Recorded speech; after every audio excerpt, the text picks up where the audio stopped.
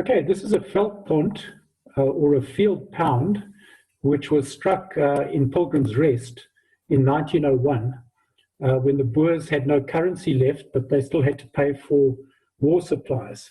There were about 600 or 700 minted, and they're now huge collector's items because they're very pure gold.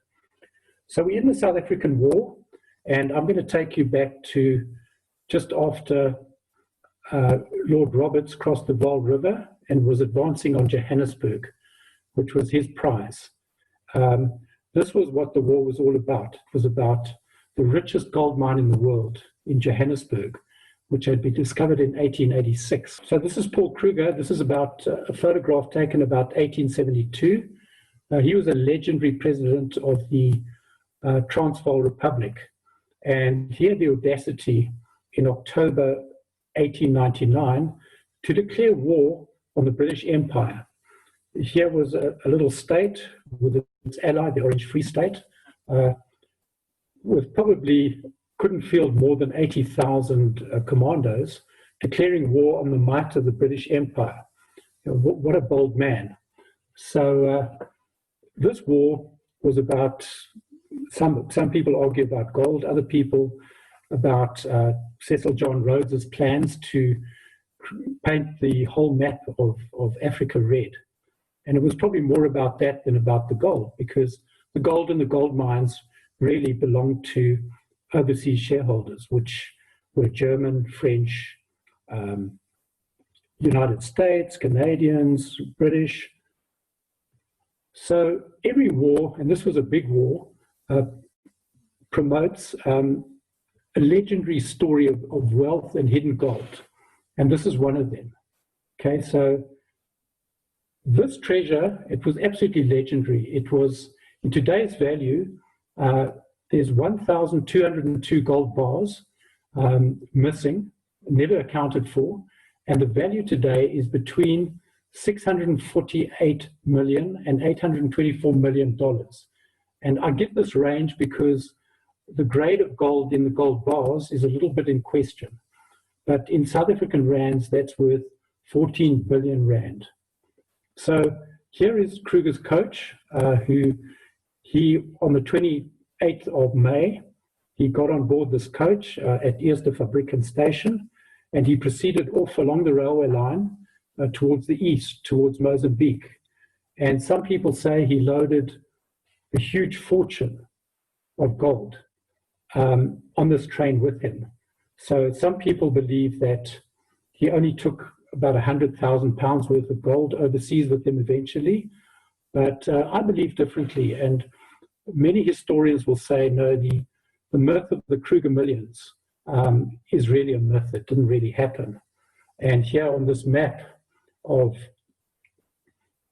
all the legendary lost treasures in South Africa, or Southern Africa, there's probably more than 35 treasures which have been recorded but which have never been rediscovered. And one of them is the Kruger millions. Okay, so some other legendary treasures which are worth thinking about is Lobengula's buried treasure, 1894, and we have some leads on that. That's now in Zimbabwe, the then Rhodesia. There's the lost value of precious stones, the missing silver mines on the Zambezi River, also in Zimbabwe. There is the gold bullion, which went down with the Grosvenor, which is off the Transkei coast. And of course, not on this map, but there's the missing half of the fabulous Cullinan diamond. In fact, it was bigger than the Cullinan diamond and it disappeared.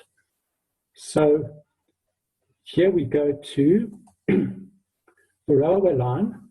So President Kruger and all this gold, 1,202 bars of gold, retreated towards the coast, towards Lorenzo Marques, which is now called Maputo, in Mozambique, and it's more than 400 miles.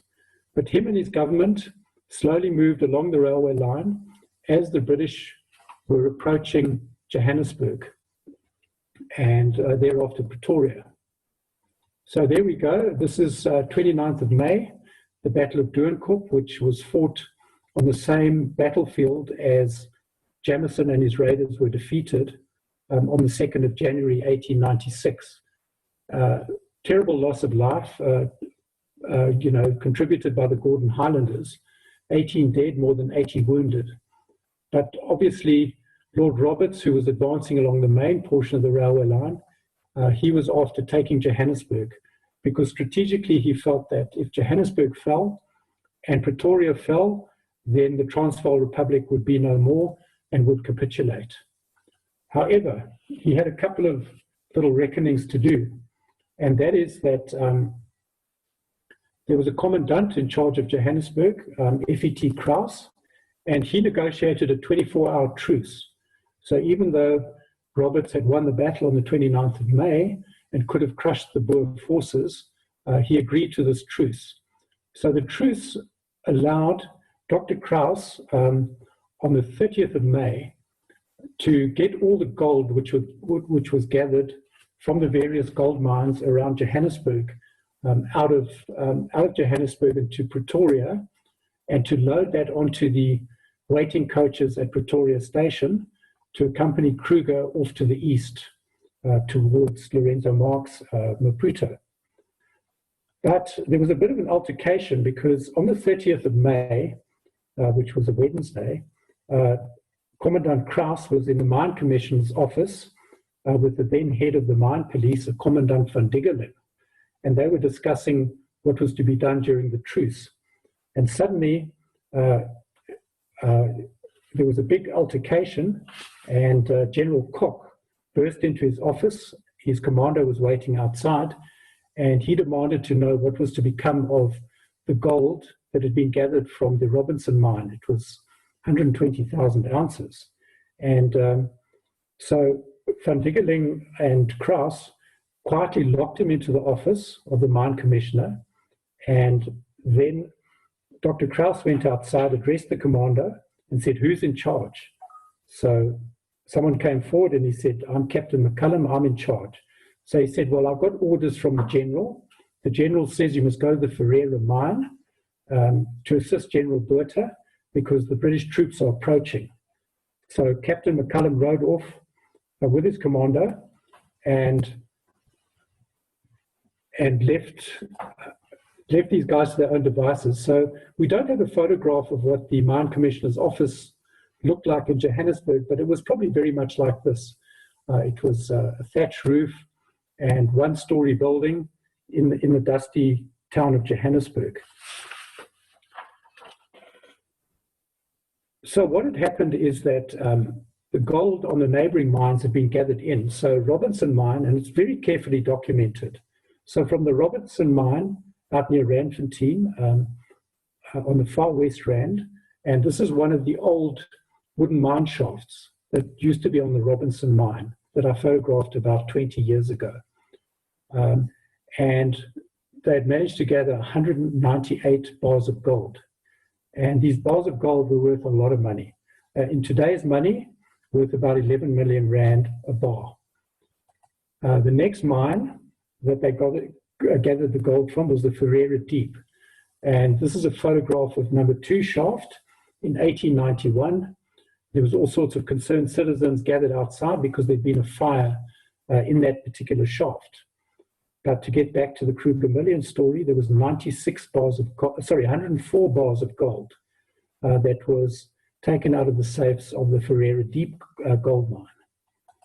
The next gold mine was the Ferreira mine. This one had just reached a depth of 300 meters, and they were just flying a flag up on the top of the headgear to celebrate a record depth for a Rand gold mine.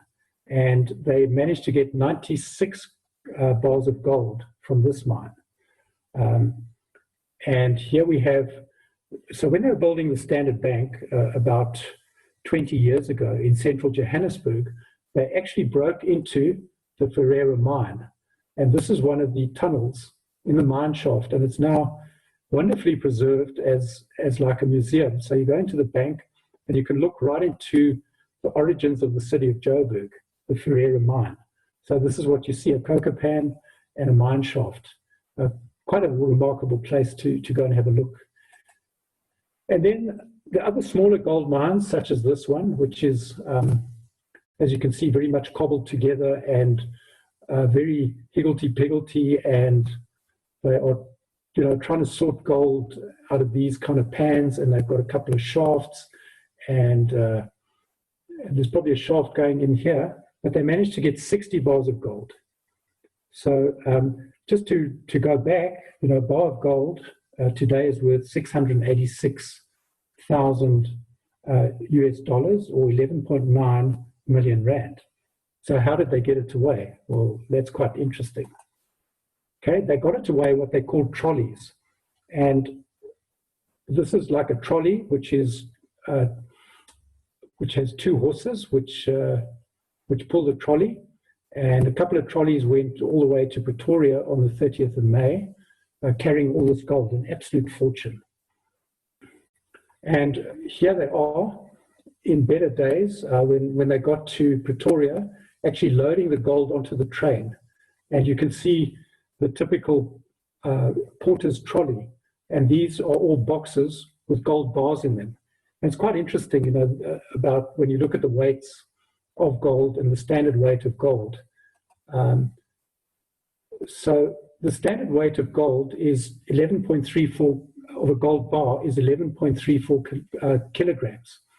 But some of them were up to 50 pounds, or 22 kilograms, just over 22 kilograms.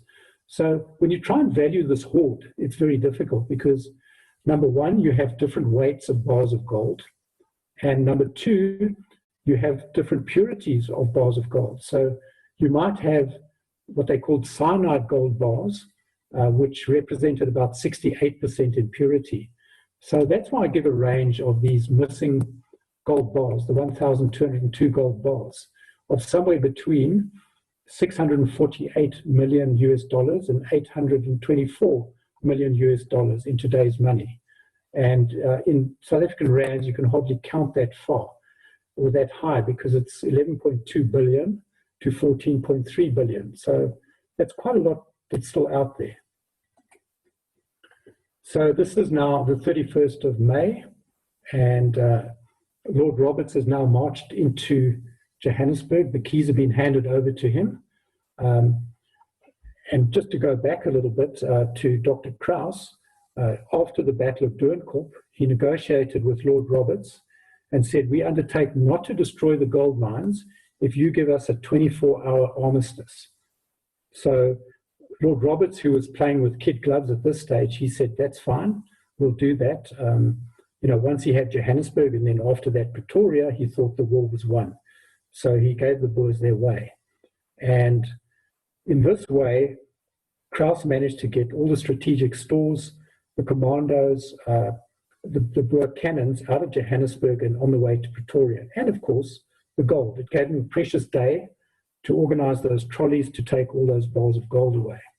So here we have the town hall in Johannesburg, and they've just taken down the Vierkleur, or the 4-colored flag of the Transvaal Republic, and they're about to have a huge parade and hoist the Union Jack above their prize, the big prize.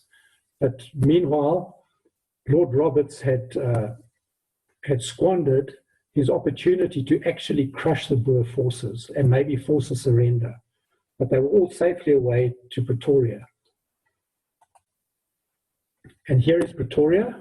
This is a parade of commandos just before the outbreak of the South African War, Anglo-Boer War. And this is in Church Street, Pretoria.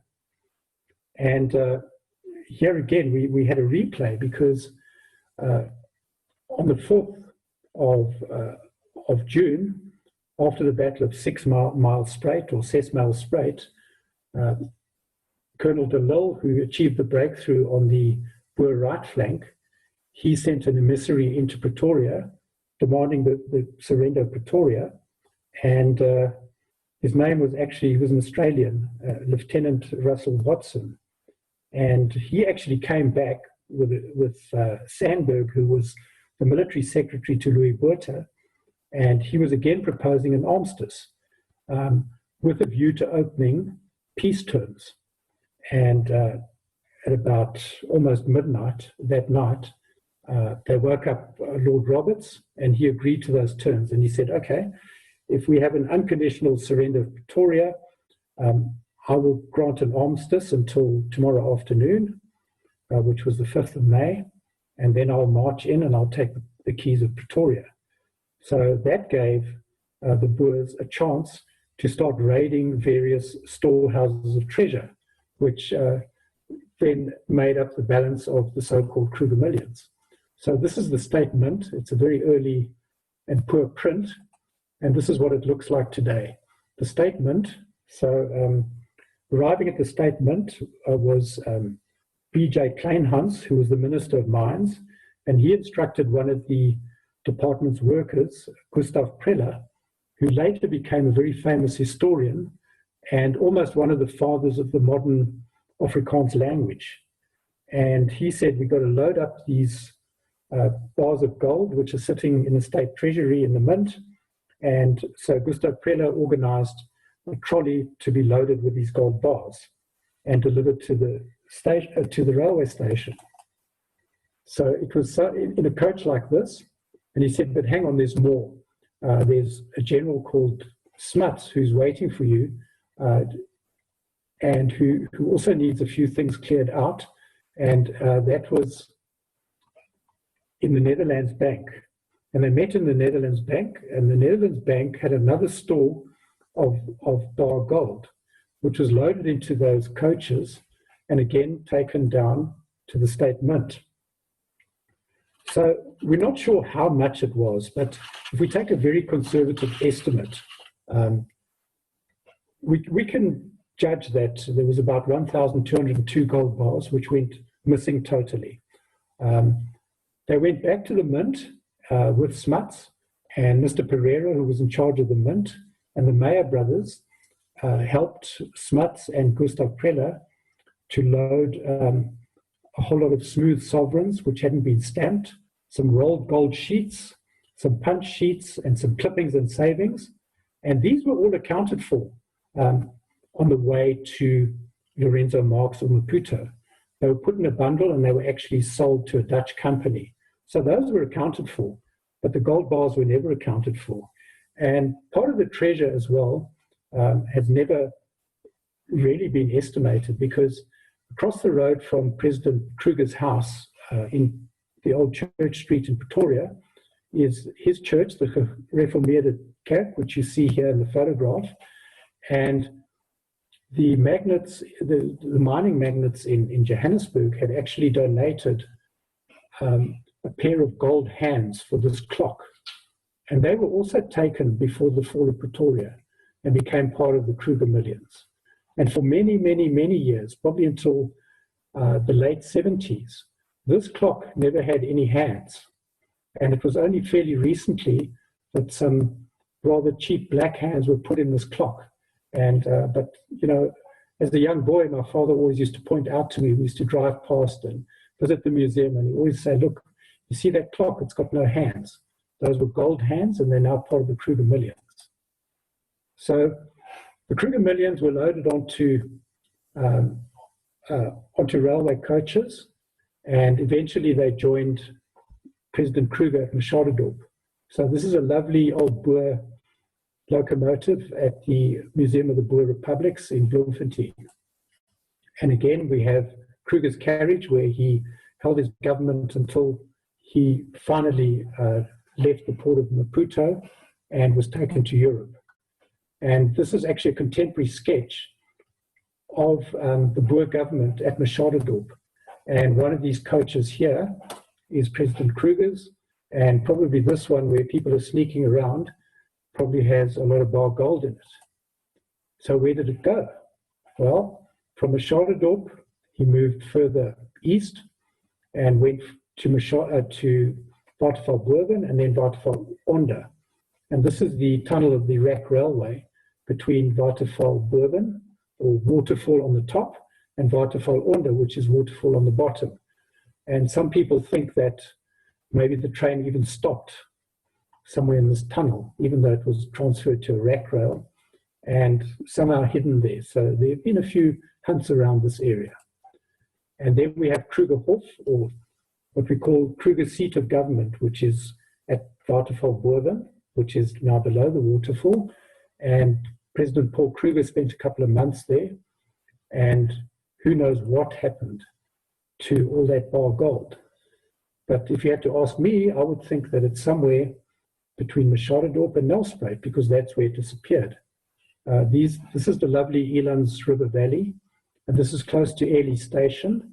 And here in this field, there was a huge prisoner of war camp where a lot of the British prisoners of war were kept until they were released when the British advanced after the Battle of Bergendal. And the Boers then released them. They really could do nothing with them. But I always imagined that somewhere in this valley, the bar gold could be hidden. And I've done some explorations of my own, and this was a very interesting half-mined cave situated behind a waterfall. But I won't say too much else. Somewhere in this area near the Blythe River Canyon, you can see a very romantic area, and it doesn't matter. If you find the gold, you can't do anything with it because, it belongs to the state. You have to declare it. But it's always a nice feeling to imagine how these people must have hidden the gold, maybe in a cave, maybe behind a waterfall, who knows. So there we have another quest. And there have been many quests for the Kruger Millions. This one was Van Niekerk's quest, which said that some of the Kruger Millions ended up going north to Petersburg, and then somewhere near Leidesdorp, which is a ghost town. It's one of the early gold discoveries, and that is on the Salati River. And here we have Leidesdorp. This is the Leidesdorp Hotel, the pub, and I'm not sure what condition it's in. I was last there about 7 years ago, and it was getting pretty decrepit then. And I was just there for aesthetic reasons. I wasn't looking for anything, But John, this man here who lives along the Salati River, as a young boy, there was an eccentric old man who had a gold map. And that gold map said, this is where the Kruger Millions are. And he spent decades digging all over the place. And John, as a young man, used to have to bring him tea every day wherever he was digging. And so we kind of interviewed John, and we said, where did he used to dig? And I wonder what might be there. Enough said. So there we have the sun setting over the Salati River in this lovely bushveld. And yes, we're not going to find the Kruger Millions, but they're out there, and maybe one day, we probably will never hear about it, maybe they will be found. There are all sorts of signs. This was the sign of the 7 rusty nails that somebody went after. But yeah, I still like to think that the Kruger Millions are out there. No historian has ever proved that they've ever been found. So there we have it.